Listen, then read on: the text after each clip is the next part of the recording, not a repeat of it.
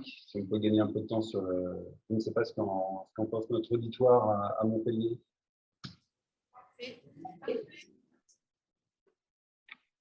Rebonjour Montpellier, après cette petite pause. Monsieur Cameron Diver, directeur général adjoint de la Communauté du Pacifique, va nous présenter les enjeux des territoires ultramarins du point de vue de la Communauté du Pacifique. Monsieur le directeur adjoint. Merci beaucoup. Bonjour et bonsoir en fonction de là où vous vous trouvez. Et merci de l'invitation à partager avec vous quelques réflexions. Vous voyez à l'écran l'intitulé, donc la Communauté du Pacifique au cœur du théâtre pacifique. Quels enjeux pour les territoires ultramarins? Donc, je vais vous présenter quelques réflexions sur ce qu'est la Communauté du Pacifique.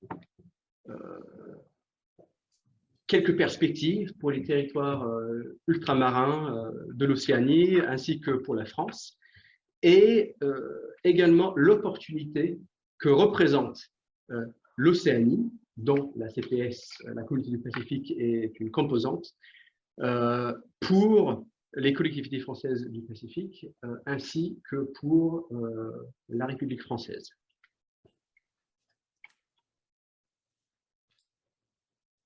Donc, la Communauté du Pacifique est en fait la toute première organisation intergouvernementale de la région Pacifique. Elle a été fondée en 1947, donc il y a 75 ans, par l'Australie, la France, la Nouvelle-Zélande, les Pays-Bas, le Royaume-Uni et les États-Unis d'Amérique, dans l'après-guerre, avec pour objectif d'améliorer le bien-être des populations de ce qu'étaient à l'époque les territoires et protectorats du Pacifique insulaire, à les relever des affres et des conséquences de la Seconde Guerre mondiale et de faire, bien avant le rapport Brundtland a consacré le terme du développement durable avec les pays, territoires et populations de l'Océanie. Et dès 1950, l'année de la première conférence de ce qui était connu comme la Commission du Pacifique Sud à l'époque, d'où l'acronyme CPS,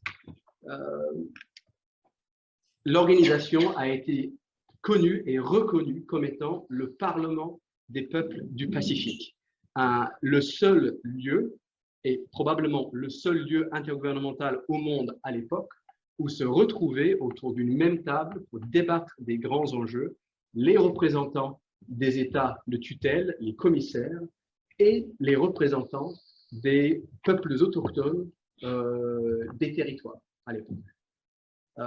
C'est quelque chose d'assez unique et c'est,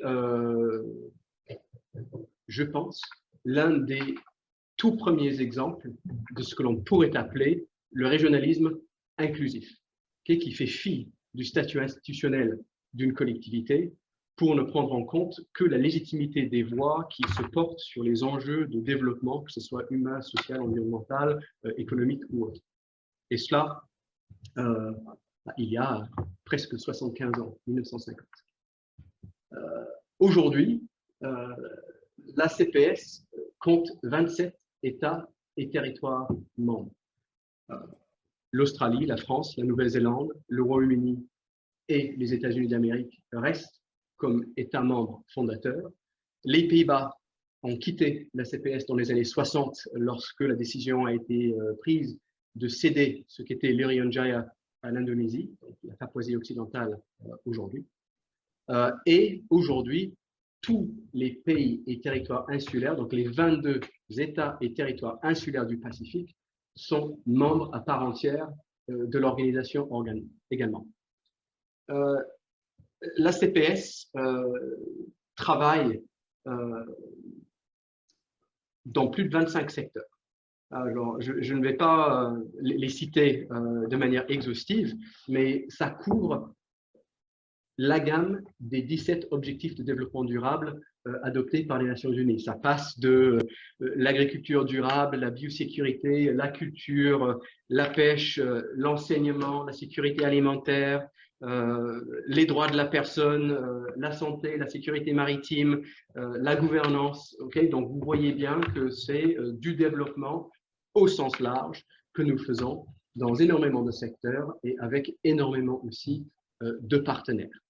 Et là, en soi, je vous invite à réfléchir à pourquoi la présence d'une organisation comme celle-ci est un enjeu pour les territoires ultramarins. Je vais y répondre, mais je vous invite à y réfléchir.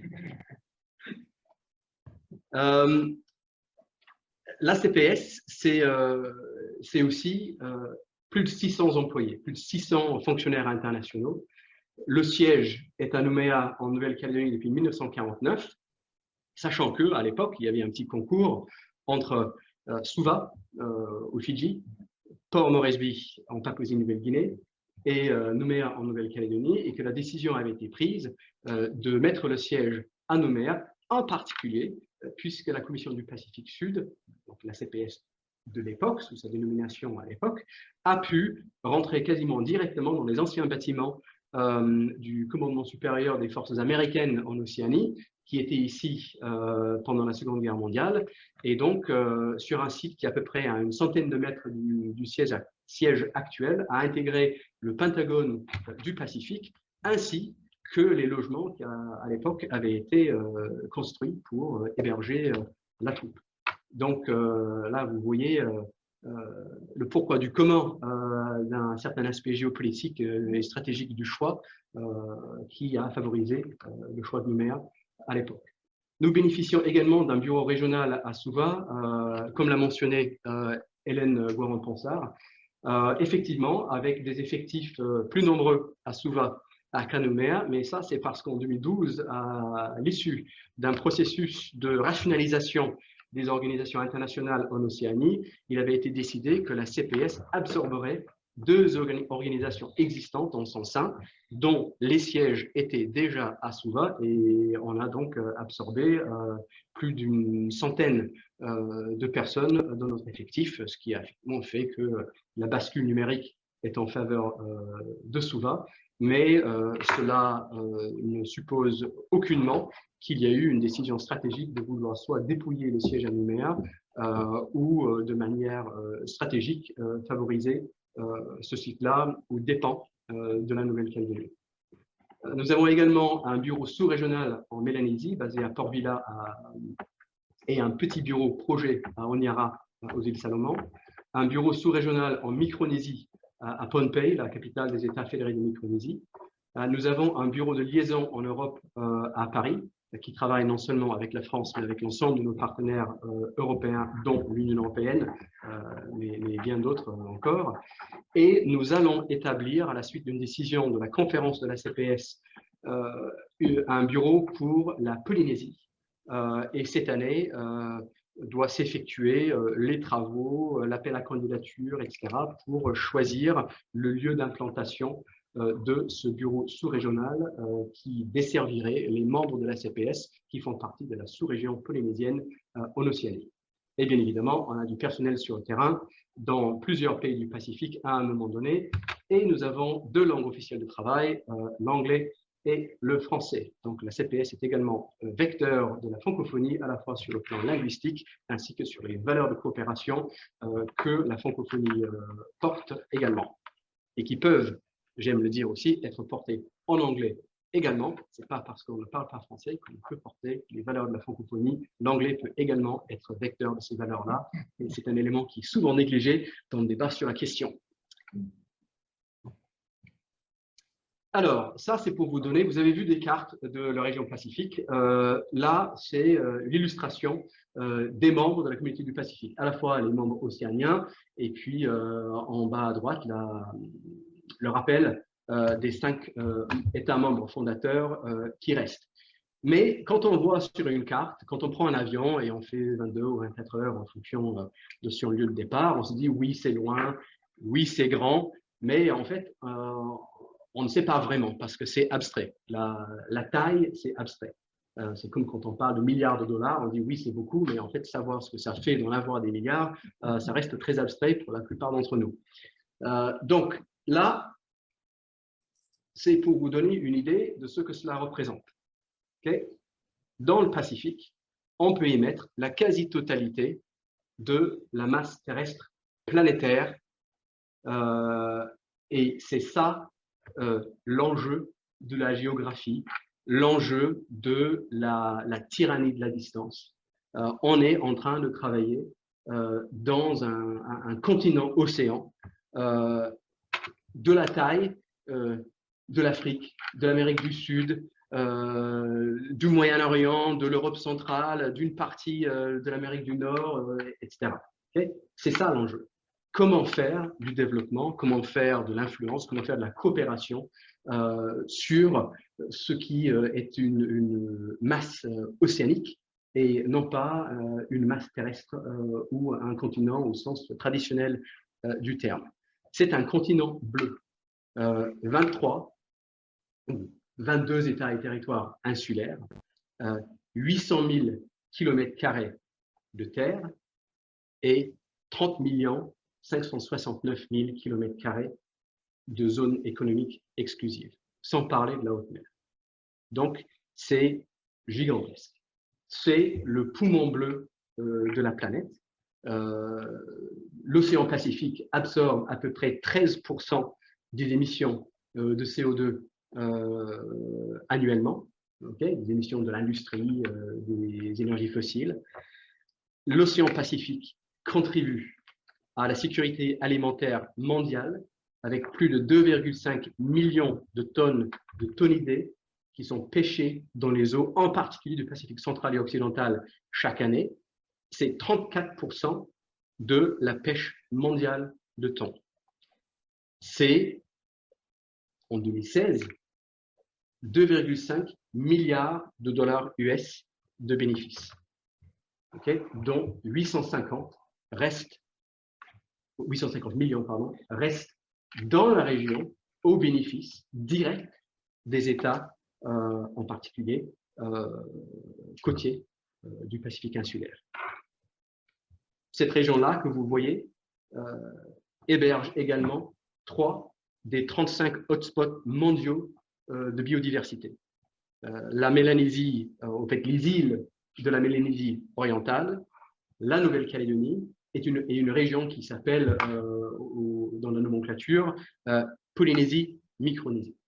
Donc ces hotspots, ces zones de valeur inestimable hébergent des espèces de flore et de faune absolument inestimables, comme je l'ai dit, mais dont 3200 se trouvent sur la liste rouge de l'Union internationale pour la conservation de la nature des espèces menacées.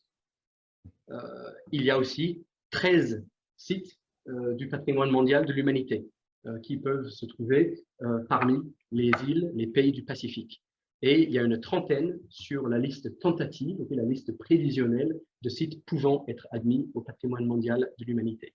Donc, la biodiversité très riche, le patrimoine naturel et culturel de l'Océanie font partie en fait de la richesse de la planète. Et les pays du Pacifique, les peuples du Pacifique, en sont les, on va dire ça, non pas les propriétaires, mais ceux qui en prennent soin, ceux pour qui c'est un devoir d'en prendre soin et pour qui la relation à la nature n'est pas une relation de dépendance ou d'utilisation pure d'exploitation, mais une relation d'interdépendance à la fois sur le plan de la subsistance, mais également sur le plan de l'identité. Cette région pacifique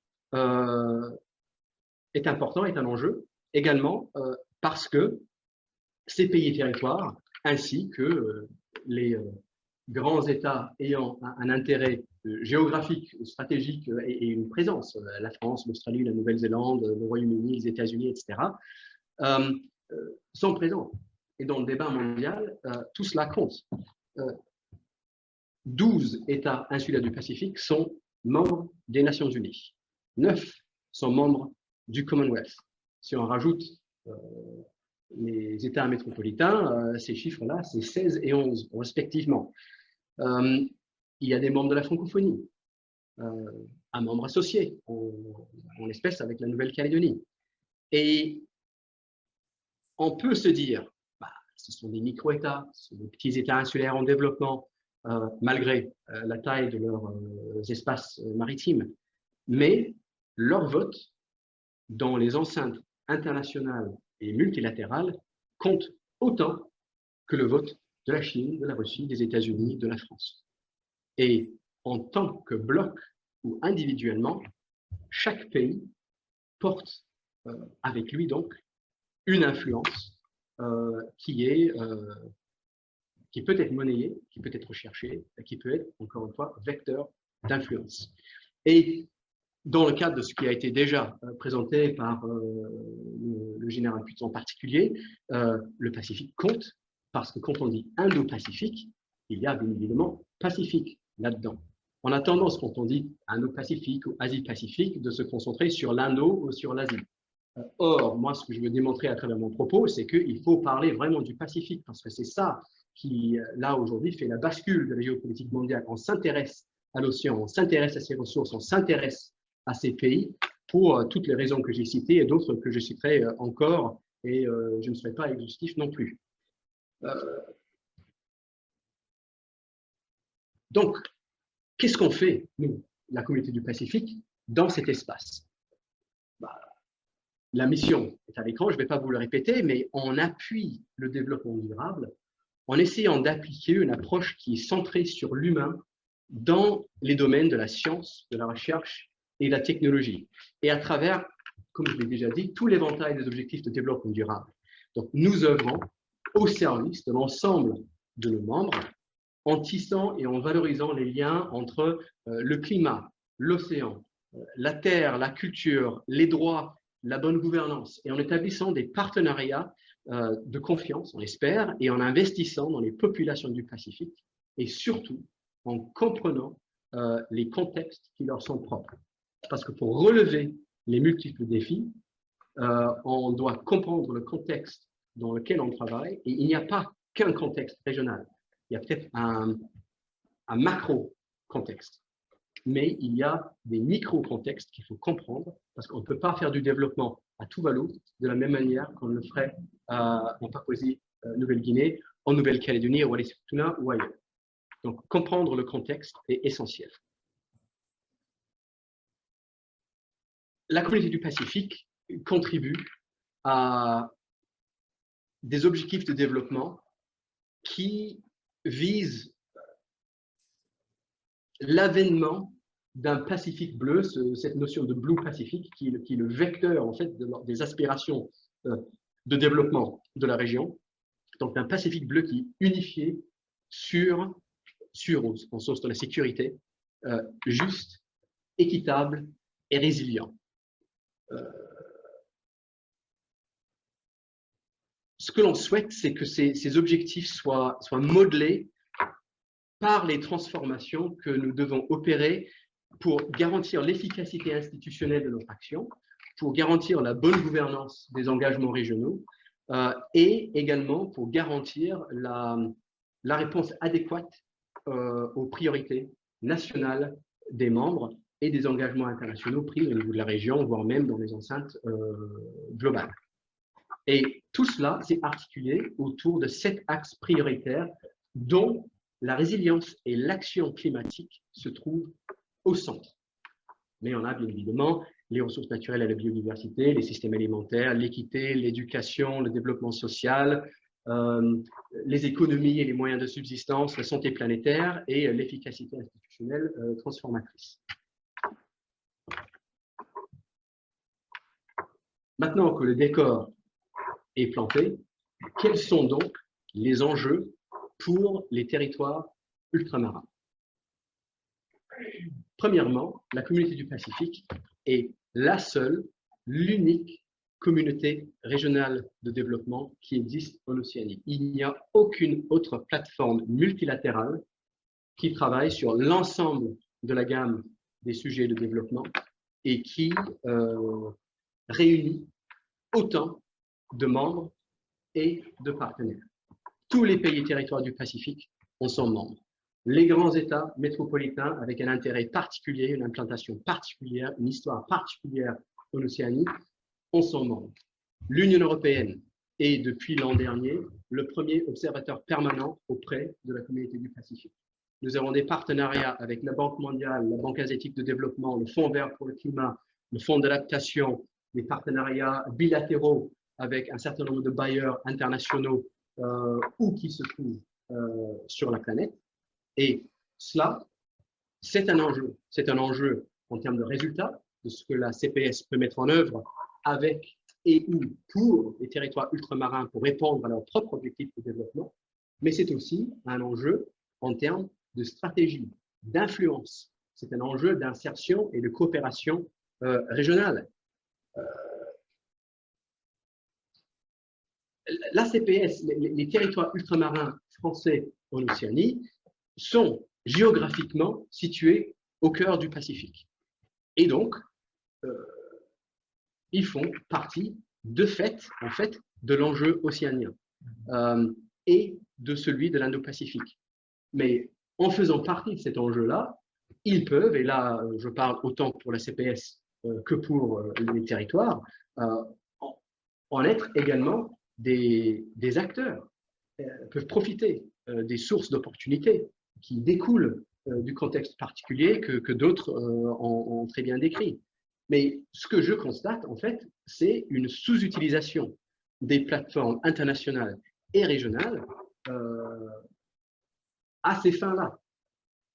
Le bilatéral, c'est utile.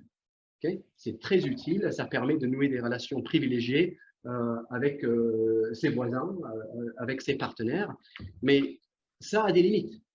Et ça a des limites, que ce soit pour un petit État insulaire et a fortiori pour un territoire ultramarin. Limite en termes de capacité. Okay, avons-nous la capacité de nouer des relations bilatérales avec l'ensemble des pays et territoires du Pacifique?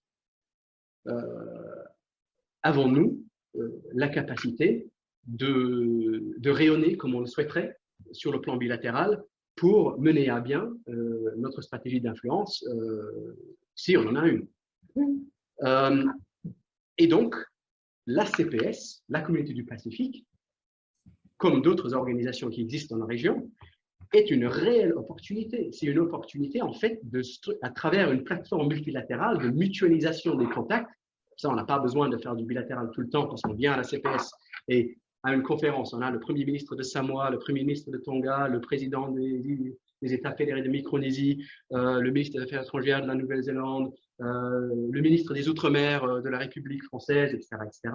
On peut toucher tout le monde à travers une seule plateforme, et cela de multiples fois par an sur de multiples thématiques. Mais c'est sous-utilisé, et c'est sous-utilisé alors que c'est une réelle opportunité pour structurer des politiques d'insertion régionale, de structurer et de bâtir des programmes de coopération et de développement, soit à destination des territoires ultramarins sur leur propre sol, soit à destination d'autres pays océaniens, d'où la stratégie d'influence, et tout cela avec ou aux côtés de la France et potentiellement en coordination avec d'autres partenaires de développement présents dans la région, comme l'Australie, la Nouvelle-Zélande, les États-Unis ou l'Union européenne, pour ne citer que cela.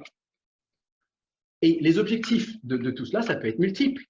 Ça peut être occuper l'espace diplomatique, fournir une assistance dans un domaine particulier, asseoir sa place comme partenaire porteur de certaines valeurs de coopération fondées sur le multilatéralisme, le respect de la règle de droit, etc. Ça peut être pour renforcer des alliances. Ça peut être pour étendre le rayonnement de son expertise et de son influence. Ça peut être, de manière très mercenaire, pour ouvrir de nouveaux marchés, parce que le Pacifique, c'est un marché. Pour ne parler que de la Nouvelle-Calédonie, et c'est 250 à 300 000 habitants, tout le monde dit le marché est petit. Ben voilà, ben vous ouvrez les yeux, vous regardez vers l'extérieur et vous avez entre 5 et 7 millions de consommateurs, okay, qui importent tout. Qu'est-ce qu'on fait pour structurer une politique qui permettrait justement de profiter de tout cela sur le plan commercial pour intégrer en fait le réflexe économique à la réflexion sur l'insertion de la Nouvelle-Calédonie, de la Polynésie ou de Wallis-et-Futuna dans son environnement régional. Et qui dit commerce, dit influence, dit échange, dit meilleure compréhension des enjeux, des peuples, des cultures, etc., dit véritablement destin commun, si vous voulez, mais à une échelle beaucoup plus importante que l'échelle d'un seul territoire. Et Et là, on est dans un contexte très particulier. Je vous ai cité tout ce qui faisait que le Pacifique, c'était intéressant et une région qui, à mon sens, mérite plus de considération qu'elle ne l'a souvent dans les discussions stratégiques et autres. Mais on est dans une situation où tous les pays du Pacifique, dont les territoires ultramarins français, ont pâti quand même de la crise liée à la pandémie mondiale et également des effets à long cours d'un certain nombre de catastrophes naturelles, dont les cyclones Pam et Winston de mémoire récente. Cela veut dire, par exemple, que pour un pays comme Fidji, ils ont perdu 40% de leur PIB. Et il leur faudra, selon la Banque mondiale, 10 années pour retrouver les niveaux de PIB qu'ils avaient en 2012. Là, il y a une opportunité pour faire un hub à la place du hub, ou pour aider ce pays-là à redevenir le hub avec un certain nombre de choses en échange. Je me souviens d'une discussion que j'avais eue avec le secrétaire général du Forum des îles du Pacifique à l'époque, Nerone Slade, qui était de Samoa, qui m'a dit « Cameron, j'ai jamais compris pourquoi la Nouvelle-Calédonie ne concurrence pas Fidji. Vous avez tout, vous avez les télécommunications, les infrastructures, le niveau de formation, etc. » Ça, c'est un enjeu, au moins pour l'un des territoires ultramarins, sinon pour d'autres, si on est dans un réflexe de coopération entre territoires pour un certain objectif partagé de coopération, d'influence, etc. Et la relance économique post-Covid en est une opportunité. Okay? Celui qui va se relancer en premier va créer l'appel d'air qui fera que d'autres vont vouloir s'agréger autour de sa dynamique. Et donc, là encore, plus vite on arrive à savoir ce qu'on veut faire de notre politique extérieure, de notre positionnement dans la région, plus vite on pourra créer cet appel d'air, profiter et se positionner comme partenaire, comme acteur de la relance économique, non seulement pour les territoires ultramarins, encore une fois, sur leur sol, mais aussi la relance économique dans la région. Ces pays insulaires auront besoin de liaisons aériennes, sachant qu'un certain nombre de compagnies locales ont périclité, etc. Je connais 2 territoires ultramarins ayant des compagnies aériennes dont les avions ne volent peu et où il pourrait y avoir un besoin. Voilà, non seulement pour les passagers, mais aussi pour les marchandises. Pas que des marchandises qui viendraient de ces territoires ultramarins. Il y a un marché à développer, un marché à prendre. C'est très facile pour moi de le dire. Je ne suis pas décideur ni élu, mais l'opportunité est là. Encore faut-il avoir la vision, la volonté et mettre les moyens derrière pour le structurer et pour le faire. Et ça prend du temps. Et on a vu dans d'autres parties du monde qu'avec vision, volonté et moyens, on est capable de faire des choses absolument incroyables. Donc, là, dans cette perspective, il y a des intérêts. Je l'ai déjà dit, on peut former un bloc d'intérêts stratégiques. Nouvelle-Calédonie, Wallis-et-Futuna, Polynésie française, France, Union européenne, sur un certain nombre de domaines. La possibilité que j'ai décrite là concernant la CPS existe également dans d'autres enceintes, comme le Forum des îles du Pacifique, où grâce à leur statut de membres du Forum, la Calédonie et la Polynésie sont des acteurs, et donc potentiellement des influenceurs, de l'élaboration de positions et déclarations politiques prises au niveau de l'Océanie sur de nombreux sujets de première importance dans le cadre de la réflexion globale sur les enjeux, dans le cadre Indo-Pacifique et dans d'autres cadres, tels que la sécurité régionale, la criminalité transfrontière, l'évolution du droit international pour sauvegarder les délimitations maritimes face aux effets du changement climatique, des questions liées à la migration climatique, les accords commerciaux régionaux, la définition de relations stratégiques entre les membres du Forum et ses partenaires de dialogue, dont la Chine, pour le nommer pour ce pays-là.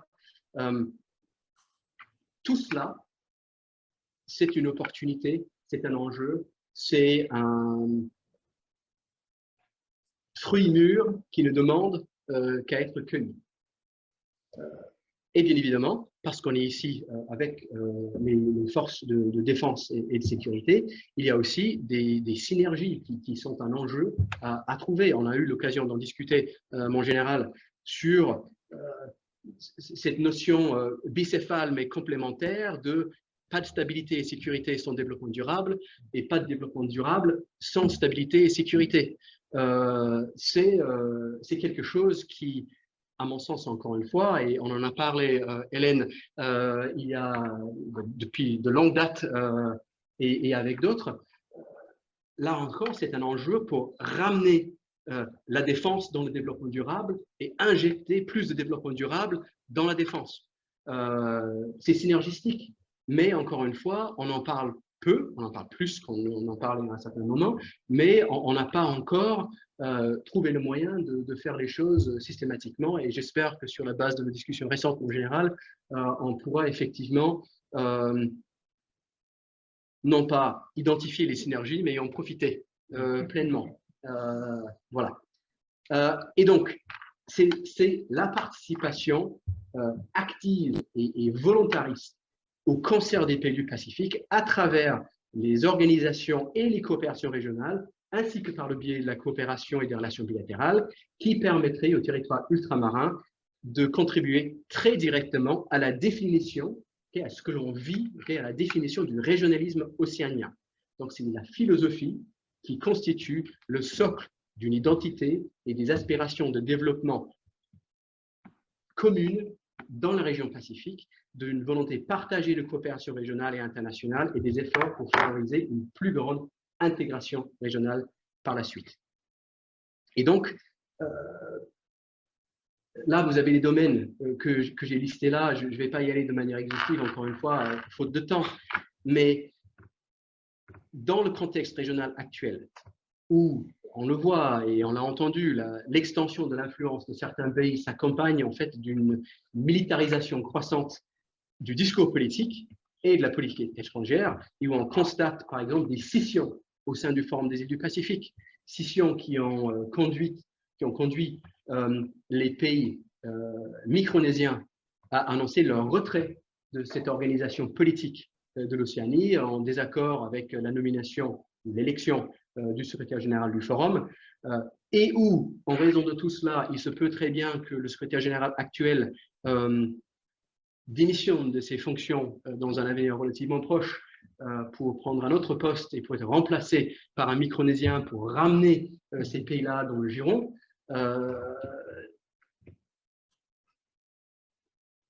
Ce contexte-là qui est aussi empreinte de demandes d'assistance croissante, de demandes de partenariat, de demandes d'accompagnement, de demandes d'échange d'expertise, de financement, bien évidemment, il apparaît absolument fondamental de porter très haut les couleurs d'un régionalisme inclusif, de promouvoir la bonne gouvernance et le multilatéralisme, de préserver l'Océanie comme une région de paix et de maintenir un dialogue ouvert et constructif entre pays et de proposer en fait des perspectives réellement durables de développement aux populations du Pacifique.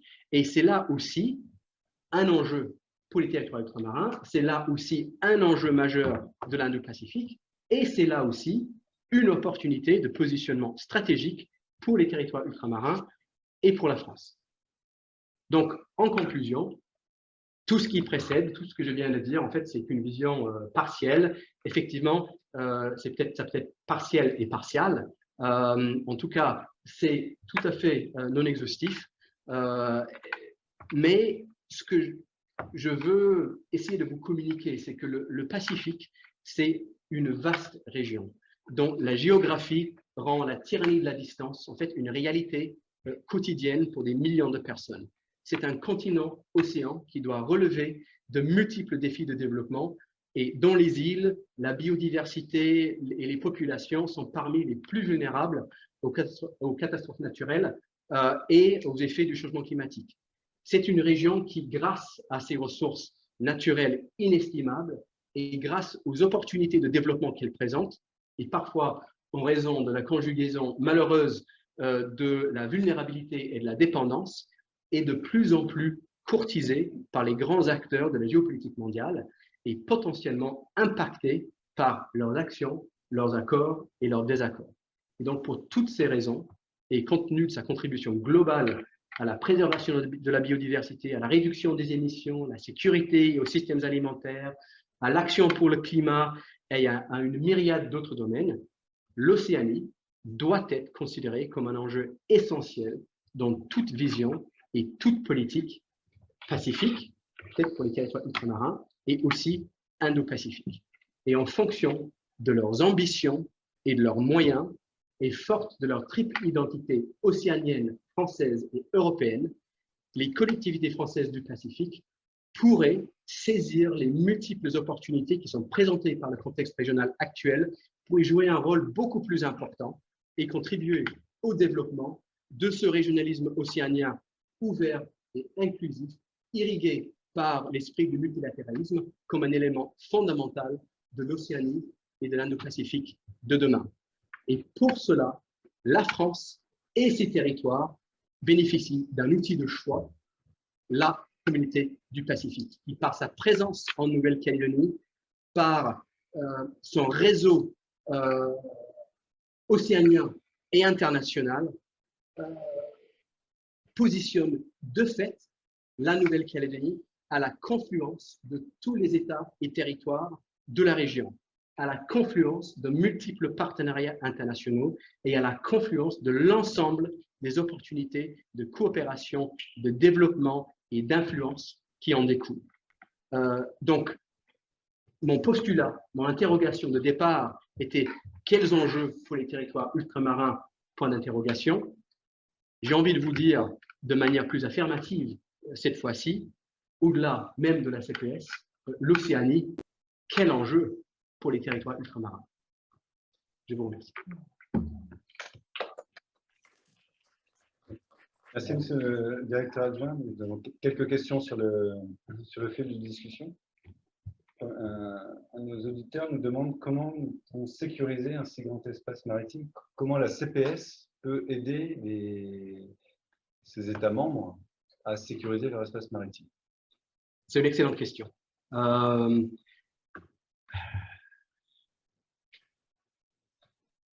Premièrement, à travers nos partenariats. Partenariats avec les organismes chargés justement de la surveillance des espaces maritimes et à travers notre propre travail qui permet de savoir où il faut surveiller et quand. En particulier, je prends l'exemple de la pêcherie, ce sont les équipes, les scientifiques de la CPS qui fournissent l'ensemble des données relatives à l'état de santé et à la distribution géographique des stocks de thon dans le Pacifique central et occidental, qui, comme je vous l'ai dit, est la pêcherie la plus riche au monde.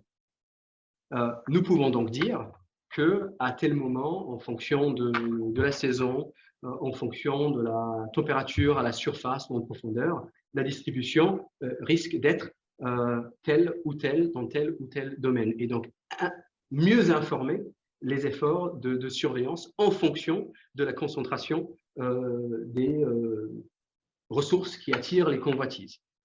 Bien évidemment, le système n'est pas parfait. Le Pacifique est tellement grand qu'une sécurisation totale, je pense, et dire qu'on peut le faire et qu'on peut le faire rapidement est naïf. Il faut choisir ce que l'on protège, et pour choisir ce que l'on protège, il faut savoir ce qu'on veut protéger. Et cela vaut tant pour les ressources qui se trouvent dans le colonne d'eau que pour les ressources des fonds marins. Et comme a coutume de le dire Peter Thompson, qui était en photo dans la présentation précédente, qui est le représentant spécial du secrétaire général des Nations Unies pour l'océan, en fait, on dépense plus d'argent pour connaître ce qu'il y a dans l'espace.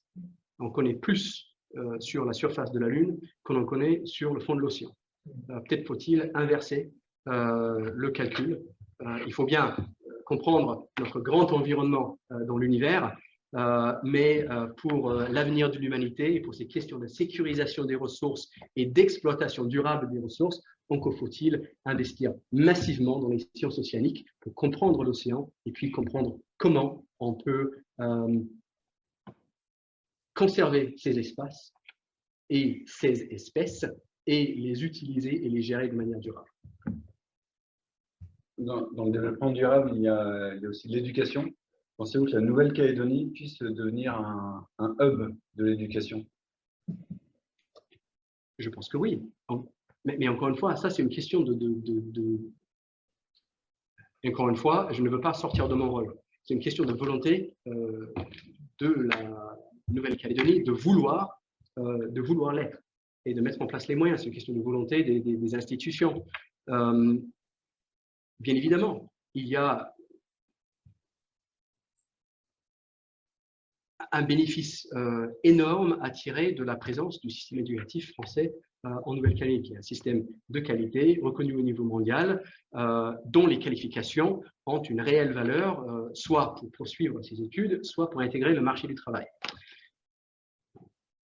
Mais il faut être pragmatique.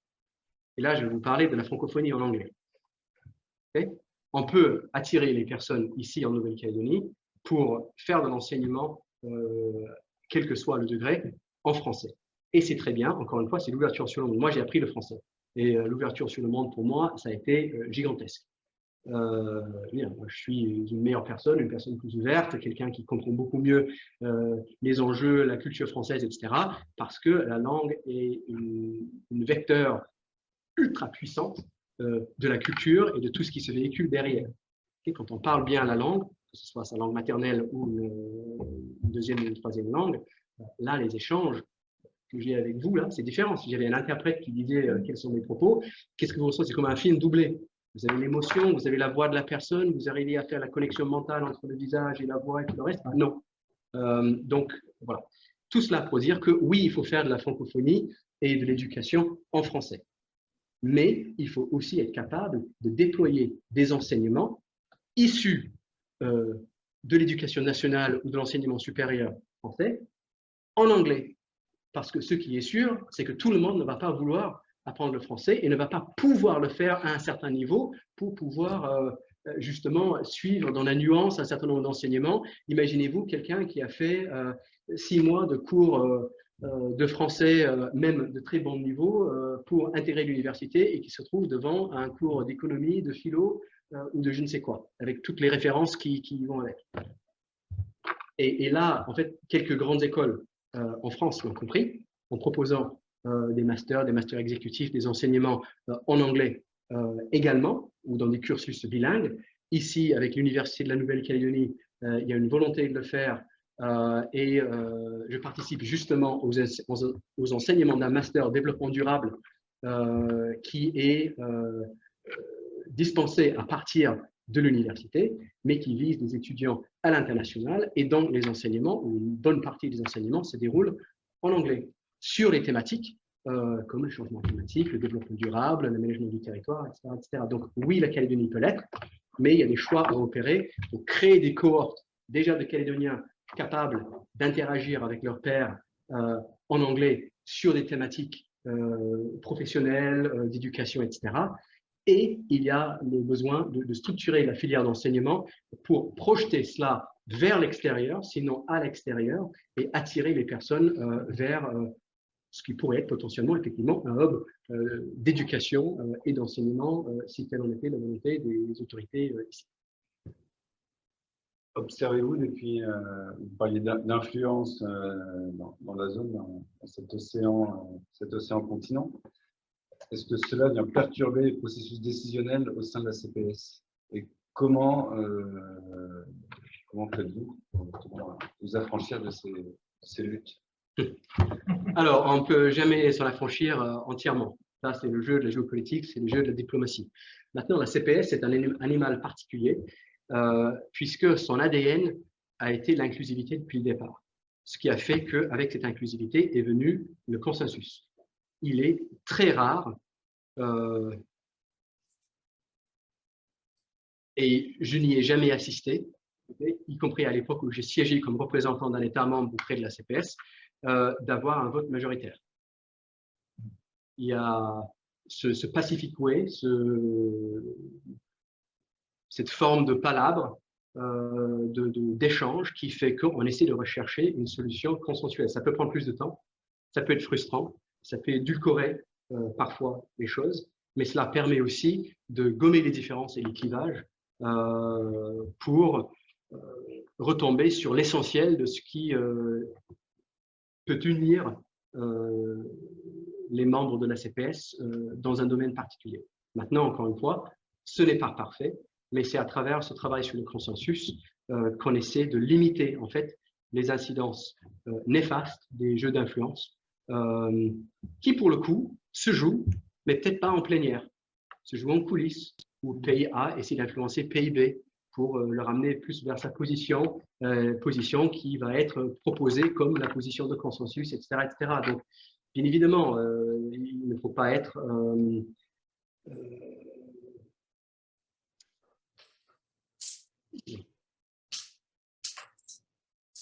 ingénu. Hein. Le jeu d'influence existe à la CPS. Le jeu d'influence existe avant même que certains pays arrivent à la CPS, où ils ont leurs partenaires extérieurs qui ne font pas partie, qui leur disent, on sait que vous allez parler de, je ne sais quoi, la délimitation des frontières maritimes. Et on aimerait bien que le message soit cela. Sinon, je vous retire vos financements au développement. Okay. De la même manière qu'on a vu, par exemple, en 2010-2012, un pays insulaire du Pacifique indiquer qu'il allait demander ou qu'il allait demander à la Cour internationale de justice un avis sur le comportement d'un très grand État émetteur en matière de changement climatique. Et ce très grand État émetteur se trouvait être l'un des barres de fonds principaux de ce petit État insulaire. Il lui a dit, c'est quand même une bonne idée que vous ne demandiez pas cet avis-là à la Cour internationale de justice, avis qui n'a donc jamais été demandé. Donc les jeux d'influence existent, c'est une réalité, mais ça fait partie du jeu. Et justement, l'avantage que j'aime voir à la CPS, c'est que malgré tout cela, on peut débattre des sujets difficiles, on peut avoir des discussions particulièrement robustes, mais la conclusion, c'est toujours une recherche de consensus, pas la recherche de la mise au banc d'un pays en raison de ses positions ou de l'imposition d'une position partisane aux dépens d'autres pays qui ne la partagent peut-être pas. Le sujet du réchauffement climatique et de ses conséquences. Le réchauffement climatique a des conséquences particulièrement dures pour les États insulaires du Pacifique. Comment la CPS aide, et pouvez-vous citer pour nos interlocuteurs de Montpellier métropolitain des exemples concrets d'actions conduites par la CPS? Bien sûr. Alors, oui, le changement climatique, c'est un enjeu majeur. Mais c'est un enjeu sur le plan vertical, mais c'est aussi un enjeu sur le plan horizontal, parce que le changement climatique, en fait, est multiplicateur de menaces et d'effets néfastes dans d'autres domaines.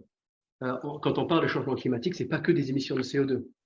Le changement climatique, pour revenir à la question des pêches, actions concrètes, nos scientifiques ont modélisé et ont publié dans la revue Nature Science très récemment avec d'autres partenaires le fait que sous l'effet du changement climatique, les stocks de thon qui se trouvent dans le Pacifique central et occidental aujourd'hui vont se retrouver dans le Pacifique oriental d'ici 50 à 75 ans.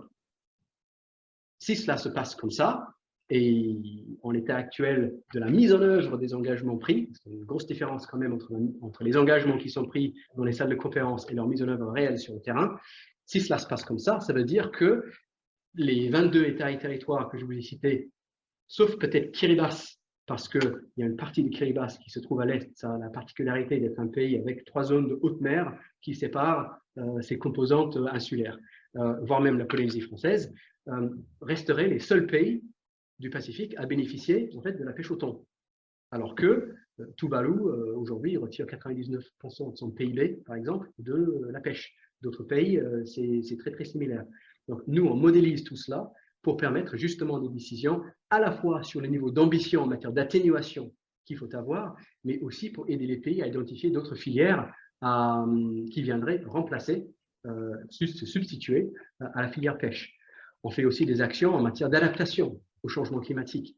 Les solutions basées sur la nature, replanter des mangroves, renforcer les défenses naturelles pour éviter les effets des raz-de-marée, de fortes pluies, etc.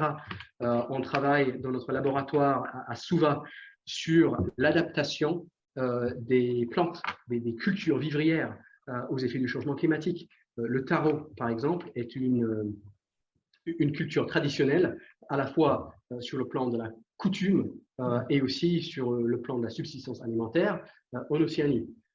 Nous avons réussi avec nos équipes à éradiquer premièrement la maladie qui faisait que ça pourrissait sur pied dans les champs, Et d'ailleurs, Costa Rica, des pays africains, le Vietnam nous ont demandé d'avoir le génome pour pouvoir justement utiliser cette espèce plus robuste. Et nos équipes ont également adapté le taro à des sols avec un taux de salinité supérieur à ce que l'on trouve actuellement, puisque en raison de l'élévation du niveau de la mer et donc de la perte du territoire terrestre, on se retrouve avec des champs où les sols sont plus salins, normalement impropres à la cultivation, mais nos scientifiques, à travers des actions d'adaptation scientifique de l'agriculture à la réalité de l'environnement actuel, permettent aux populations de continuer à planter et à vivre en fait de leur culture traditionnelle. On a également aidé des villages entiers à se déplacer, dont un à Fidji, qui se trouvait régulièrement en proie à l'érosion, à la destruction de ses habitats, à chaque fois qu'il y avait un raz-de-marée ou un cyclone, etc., qui s'intensifie et qu'on retrouve plus régulièrement sous l'effet du changement climatique. Donc là encore, c'est de l'habitat, c'est du social, c'est la négociation avec d'autres coutumiers pour savoir si la tribu ou le village d'ici peut s'implanter là-bas. Et pour vous donner un autre exemple assez disons, qui va devenir très concret, mais qui aujourd'hui reste abstrait, on travaille aussi sur le plan des droits et des sciences sociales, sur ce qu'il faudrait faire pour préparer les communautés à la migration climatique. Il y a des estimations qui disent qu'on va se retrouver avec 1,5 million de personnes déplacées d'ici 2050 sous l'effet du changement climatique en Océanie seule. Ça, ce n'est pas du déplacement interne, ça c'est du déplacement international. Alors ça, c'est un enjeu, parce que quand vous avez quelqu'un, on est tous océaniens, etc., mais quand vous avez l'océanien de l'autre pays qui débarque chez vous, qui s'installe sur vos terres, qui n'a pas les mêmes traditions que vous, peut-être pas la même religion, pas les mêmes repères, etc., bah là, c'est une autre question. Et là, c'est une question de terrain qui peut avoir des incidences sur la stabilité du pays, sur la sécurité. Cela pose des questions sur la souveraineté d'États éventuellement en exil, dont le territoire terrestre existe encore, mais qui est impropre à l'habitation et donc qui se retrouve avec un diaspora peut-être concentré dans un autre pays. Qui est propriétaire des ressources? Quels droits ont ces personnes-là s'ils vivent à Fidji, en Nouvelle-Calédonie ou ailleurs? Comment préparer des sociétés océaniennes fortement empreintes de leurs propres coutumes, voire même des sous-régions avec des coutumes particulières, etc., à l'accueil de cousins venus d'ailleurs. Tout cela, ce sont des questions que l'on se pose très concrètement et sur lesquelles on travaille, bien évidemment avec d'autres partenaires, dont les agences des Nations Unies, pour pouvoir proposer des choses à la décision publique et préparer à la fois les décideurs publics, mais aussi les sociétés à ce qui pourrait être une profonde transformation en fait, de leur tissu à une échéance plutôt proche. Merci, Monsieur le Directeur adjoint. Il y avait encore d'autres questions, mais je crois que nous avons atteint notre quota. Et pour ne pas mettre en retard la poursuite du colloque, poursuite qui est réalisée, je crois, essentiellement sur Montpellier, si je ne me trompe pas.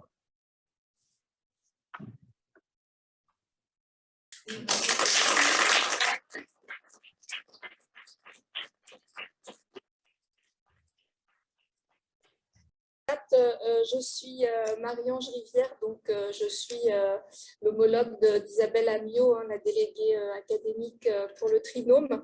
Donc je voulais remercier très chaleureusement tous les intervenants qui ont participé à ce colloque, remercier tous ceux qui se sont engagés pour en faire partie, vous remercier pour la richesse de vos apports. Vraiment, c'est un éclairage essentiel que vous nous apportez. On se rend compte de notre ignorance par rapport à ces territoires immenses, aux enjeux qu'ils recouvrent. C'est vraiment un éclairage essentiel que vous nous avez apporté ce matin. Merci. J'espère que vous pourrez suivre le reste du colloque, peut-être en podcast, puisque tout sera enregistré et vous y aurez accès si vous ne pouvez pas suivre en direct.